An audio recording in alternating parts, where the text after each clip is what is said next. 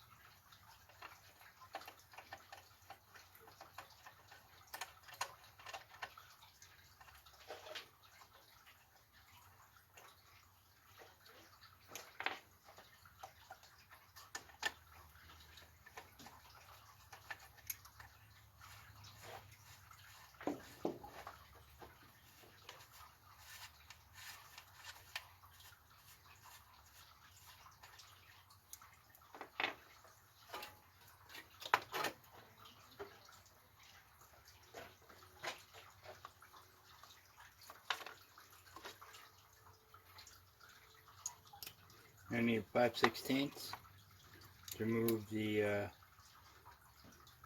mount for the dipstick tube.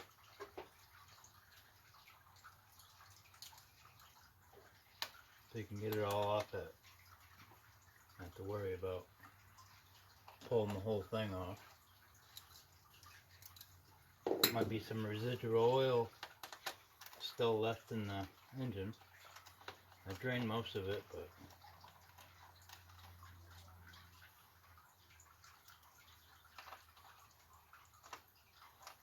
I like to keep the dipstick in, so we don't have to worry about getting any debris down there.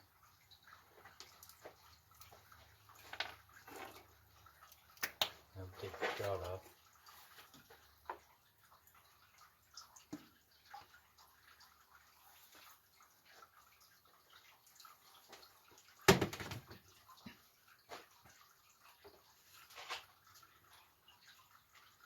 I picked up this tractor. Engine ran good. Well, it missed a little bit. It's got a new carburetor on it. I don't know.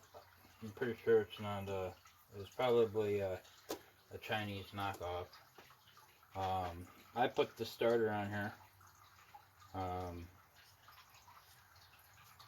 You can tell there's some chipping on the flywheel. The starter that I originally took off here had a metal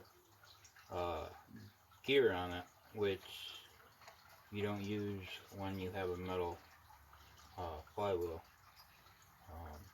Metal flywheel, you use plastic, or I don't know what they make these out of, polyurethane or something like that. When you have a plastic, then you can use metal, but you don't want metal on metal.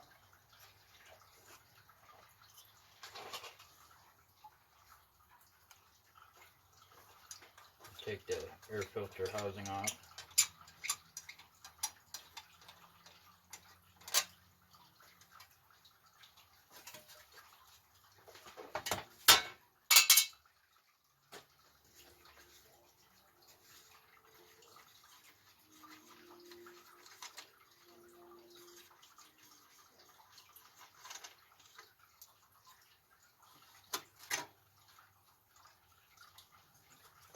Take the pre-filter off the air filter.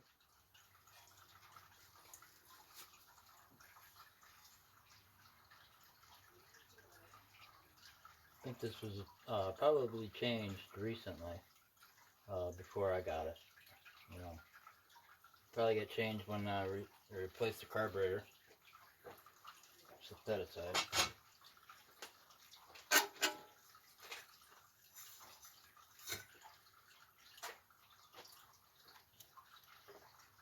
I need 5/16.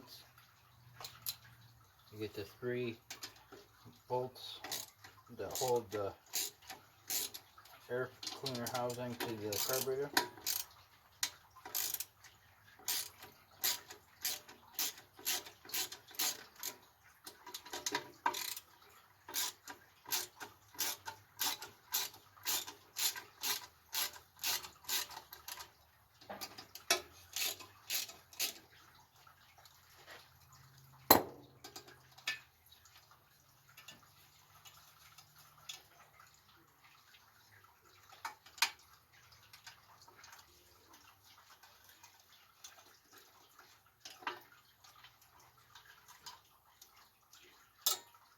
Make sure you don't drop these little bolts down the carburetor.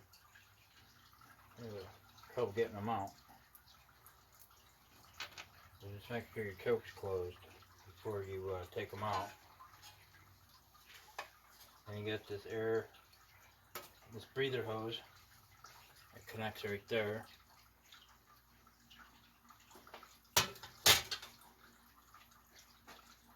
Here's the carburetor. As you can tell, brand new.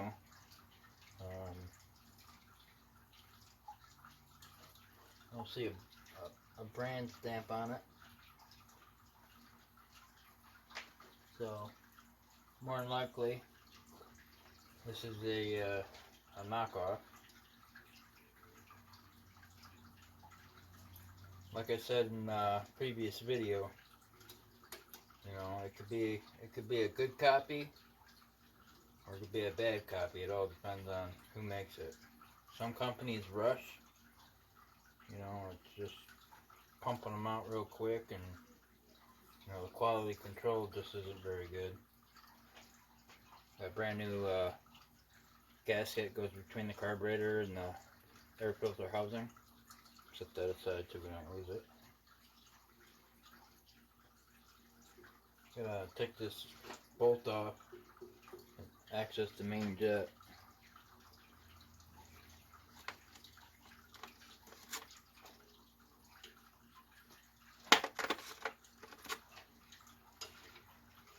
It's a 3/4 inch socket.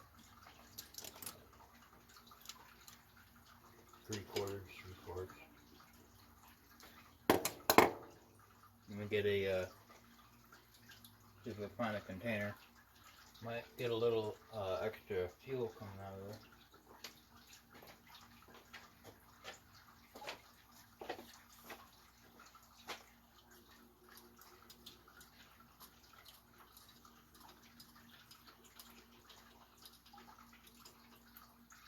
No, we're good. Make sure when you take this off, it's this little washer that goes around it. Make sure you don't lose that. When you go to put it back on, you know, you don't have that washer. You know, you might have some leaking at the carburetor.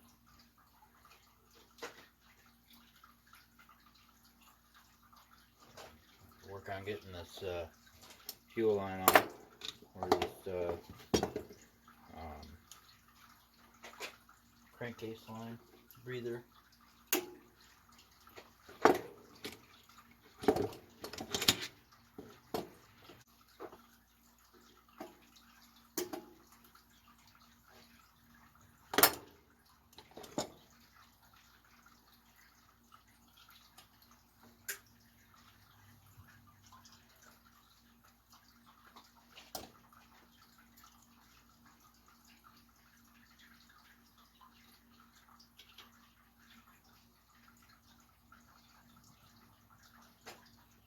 Should be 3/8.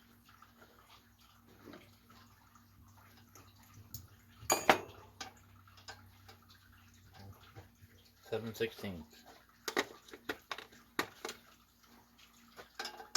on both the carburetor from the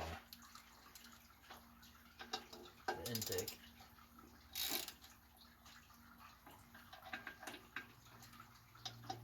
Just 2 bolts, one in the front, one in the back. You don't have to take the whole intake off.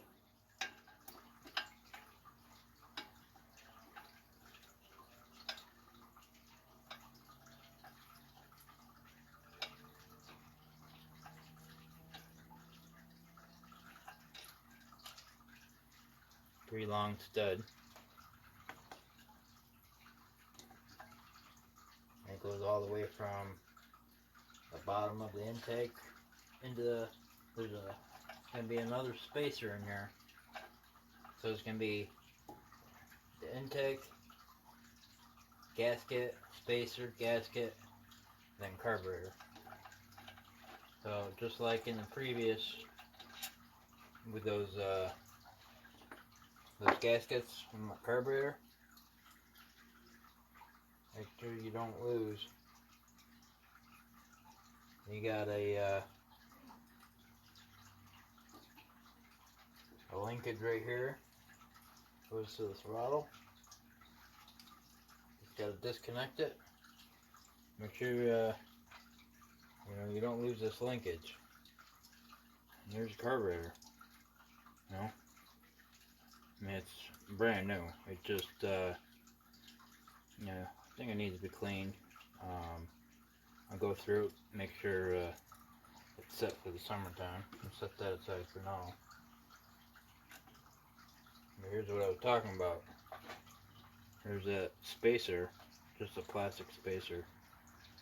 And it's got a brand new gasket on it. You know, just I'm gonna keep it all together so I don't lose it. I'll set that aside as well.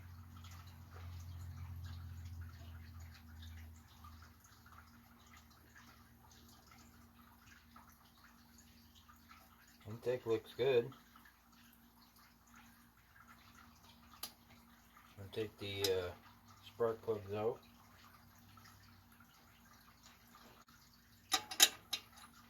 (13/16) socket.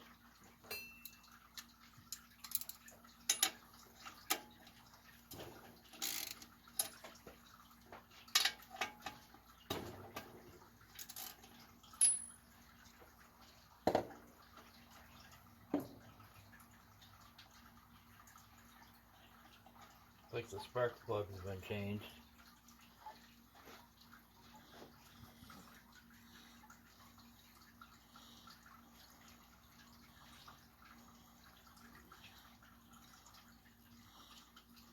Oh, it's bad.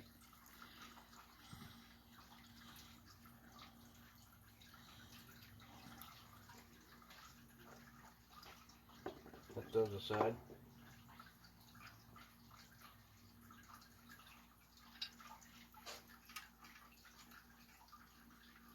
So one thing that I noticed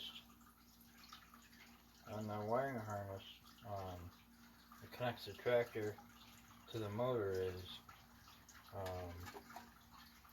this magneto is, or the stator, doesn't appear to have a diode on it. I did notice on the wiring harness when I disconnected it that someone put in their own diode in the wiring harness. Not very good. It wasn't soldered or anything. It was just just had wires that connected right to it and wasn't even taped or anything. It was just kind of bare. So we might end up taking the flywheel off so I can get a better look. See if maybe there's a diode in further and I just can't see it because you don't have very much wire. Just got the connector right here, but there's no diode on it, so there's nothing to prevent. I mean, if I put the wiring harness back on with the diode that's there, maybe it works, maybe it don't. If I take out that diode and hook this up, then there's nothing to prevent back current from flowing back through that line back into the stator, which you don't want. You're going to burn up your stator.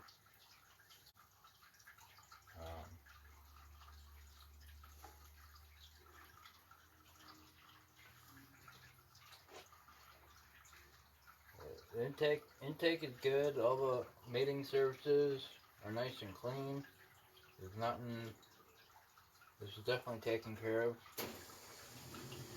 as far as I can tell. I like the metal intakes. You don't have to worry about the plastic ones that have the two halves that kind of sandwich each other. Over time they'll warp, and sometimes you get an air leak in between the two. With the metal ones, you don't have to worry about that. You just got to make sure that you get the gaskets going into the head, between the intake and the head. If you don't, that's where you're going to get an air leak, right in there. Now I have some oil buildup here, so I might end up taking the intake off on both sides. I can see seepage right around where it mates to the head, and so I'm thinking that maybe there's not a gasket there. I mean, if there is, maybe the person that had it before just put RBT, and you don't want that because you're not going to get a good tight fit. Eventually that RBT is going to, wear out, and you're going to have leaks, so we might take care of that. We're going to take the starter off, a brand new starter. It's a little bit of a pain because you got to make sure you have the flywheel. There's a underneath. You don't have a lot of room. You take this bolt out and you hit there's a spot, a certain spot underneath. It's got a gap in it. It goes higher than. Right now, right at the top of this flywheel is as far as I can go, or the bottom of this flywheel, or this gear, is essentially where it stops. Somewhere in here, when you flip the engine around, there'll be a space. So when you go to take this bolt out, you can lift the bolt up just enough to be able to slide this out with the bolt. Without it, you're going to keep hitting underneath and you won't be able to get the starter out. I'm probably going to end up putting new head gaskets on, the ones that have taken the heads off, both sides. And we'll see the condition of those. As far as everything else, everything that looks right now looks good. Like someone took care of it and did the proper maintenance. So I don't expect to find anything wrong with the head gaskets or inside the heads. It wouldn't surprise me if they'd already been taken off and cleaned. But peace of mind, I just want to get in there and make sure, if I had to replace the head gaskets, I had to replace the head gaskets. If I can get the heads off without destroying the head gaskets and they're in good shape, then I'll reuse them. But, peace of mind, I want to look at the top of the pistons. I want to check the cylinder walls, make sure, there's no major scoring and there's a nice cross pattern. And I want to, make sure there's no excessive oil coming around the piston ring. It's got a new ignition coil. One thing on the ignition coil is when you go to replace an ignition coil, make sure you have it on the right way. You'd be surprised if someone goes to replace an ignition coil and they put it on upside down, and the thing won't start, and they just junk the tractor because they can't get it to start. Some of the ignition coils have it stamped. It'll say out, and that means facing towards you when you put it on. So out. The other side may not have anything, or it might say in. So when you match up, even though the one you take off looks identical to the new one, they may, depending on how they're manufactured, they may, be reversed. I've had that happen too. You can have, if I were to take this off and buy, maybe a cheap one, because that's just the route that I went. You go put it on because you match it up, and you just figured it goes on the same way, and your motor don't start. No matter what you do, and you don't think that it's the ignition coil because it's brand new, right? Well, come to find out that the new one that you got is identical, but reversed. So it'll, just make sure that you look at the plastic housing on the ignition coil. See if there's a stamp on it that says out or in, and it'll give you an indication of how you're supposed to mount it. Because if you mount it upside down, you're not going to get, the proper spark. The timing's going to be off. And that's a whole headache because, like I said, so many times, I picked up more that didn't run, and it was just the ignition coil that was the issue. It was upside down, so just something to keep in mind when if you need to replace the ignition coil because maybe the rats chewed on the wires and you're not getting a constant spark,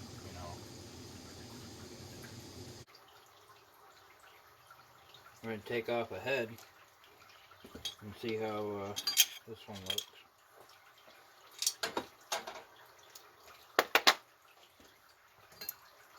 You need a 1/2 inch.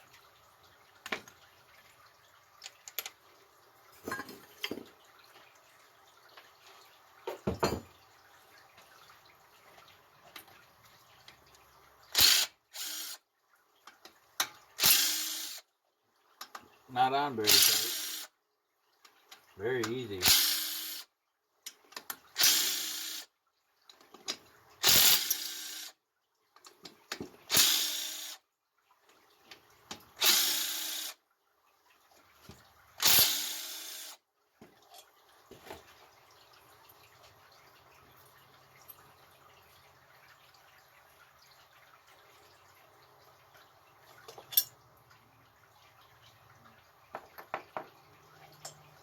A lot of discoloration on some of these, so let's see how it looks once we get inside.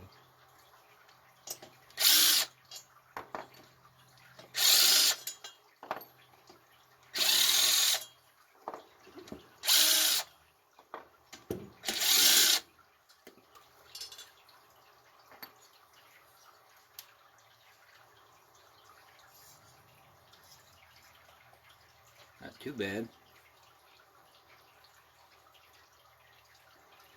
Some carbon buildup.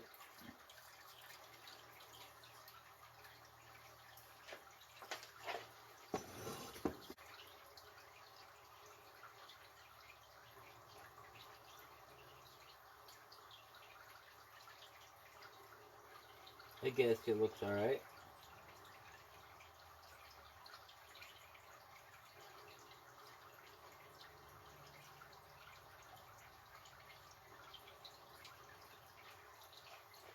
So I might change it. Looks like there's some oil buildup down below here. So the head gasket might just be either wasn't on tight enough, the head wasn't on tight enough, and it's causing oil, a little bit of oil to seep down. I don't feel like anything in here. Spin it and check the inside.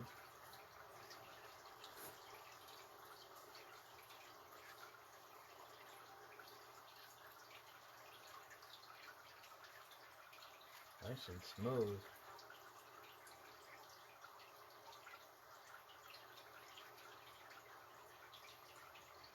A little bit of a ridge right here.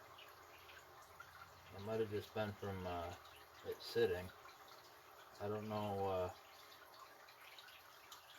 I didn't run it for very long when I bought the tractor, so it might not have had enough time to.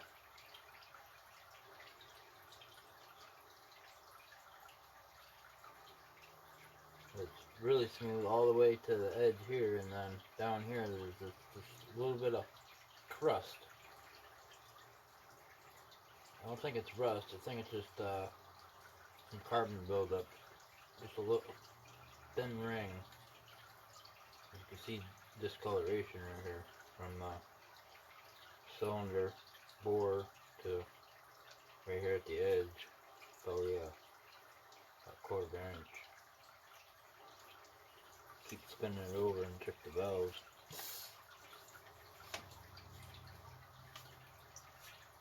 Piston's got a little bit of carbon buildup on it. Not bad though.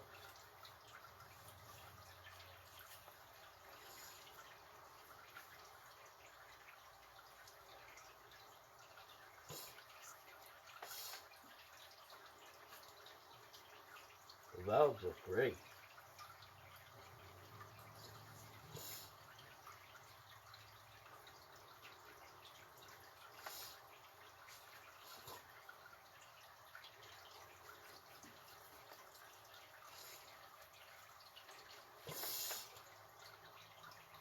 With the exception of this one.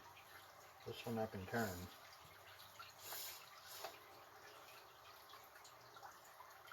This one I can't.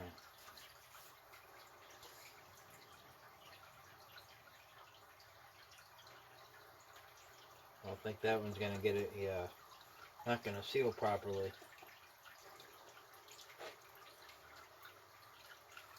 It's my exhaust valve. That's my intake.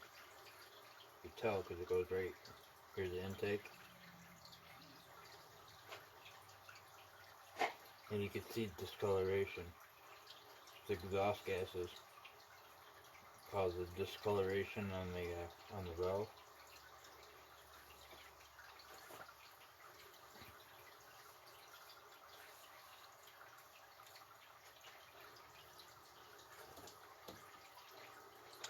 So, looks like we're going to be taking these. We're going to at least take this one out.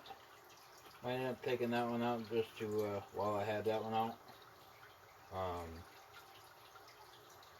See why this one isn't sealing properly. I should be able to turn it. And when they're closed, now it's opening.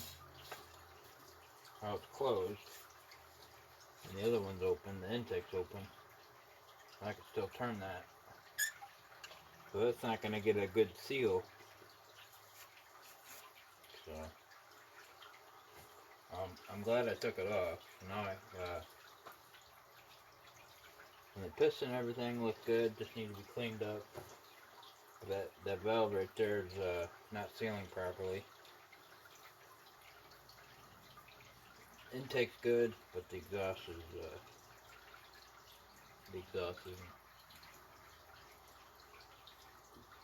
So we're gonna have to take it up the other side too.